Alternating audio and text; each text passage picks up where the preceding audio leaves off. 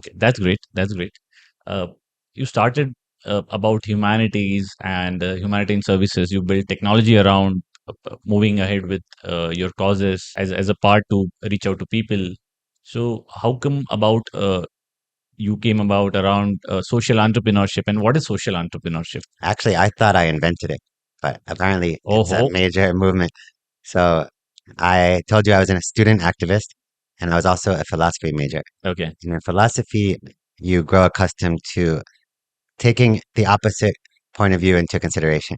okay, So if I have this firm belief that I hate business and I have no interest in going into business, that tells me I should probably go into business. Or maybe there's something there. If okay. you look at psychoanalysis, where is this resistance coming from? Hmm. In psychoanalysis, that's a major topic.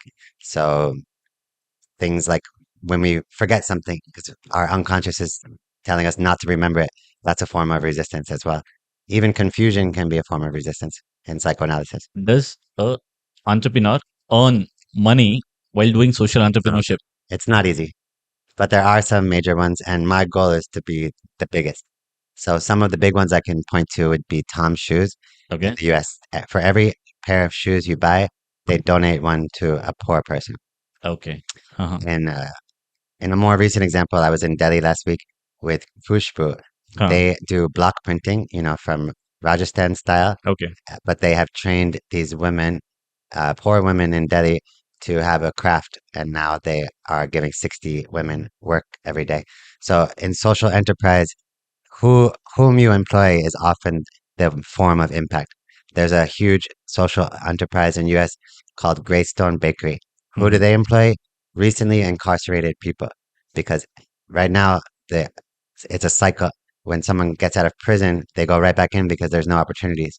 So Hmm. if you really want to rehabilitate, you need to do job training and work Okay. experience. So Hmm. amazing company. But how does one earn out of it? Right. So And it's what is the about business model around it? it's the business model is doing well by doing good. Okay. That's one catchphrase, Hmm. but it all goes back to microfinance. And the catchphrase of microfinance is don't give a man a fish when you can teach him to fish. So empower Okay. them with the skills. So microfinance is huge. What they do is usually give a small village person just enough to get some mom and shop enterprise running to become sustainable. So, Okay. and usually female oriented. Okay. Statistically, the output fares better. When you invest in females in a community, the whole economy will rise. Okay. Is that a notion that Yes. it needs to be feminist driven? Not feminist, but feminine. Feminine. So if you go on any of the major microfinance platforms like kivo.org, you'll see that most of the campaigns are women led. Right. Right. Right. And even the Kushbu in Delhi is women led, Right. with the understanding that the men will not be doing things responsibly. Okay. Yeah. But is that kind of mindset that is across the world? Yes. I mean, as Should a be. as an individual take. Which is funny because they say, why teach a man to fish? I mean, don't give a man a fish, teach a man to fish, but it should be women. Right. But you asked me how I got into it. When I was studying abroad in Vienna, I had a lot of time to think and write, and I came up with this epiphany that the best thing to do would be to create a major corporation and provide socially responsible, environmentally responsible alternatives to every common product. Hmm. So, what are the most common products? I don't know. Um, let's say a computer. Hmm.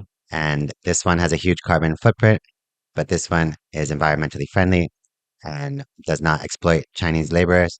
So, without that option, consumers they don't have agency. Right. So, in my opinion, we can literally fix all of the problems in the world by giving consumers ethical options and informing them as to which ones they are. Okay. Let's So, say if an individual wants to get into social entrepreneurship, what are the steps? How does one start? so for me, I literally bought a book, and Okay. these are the steps.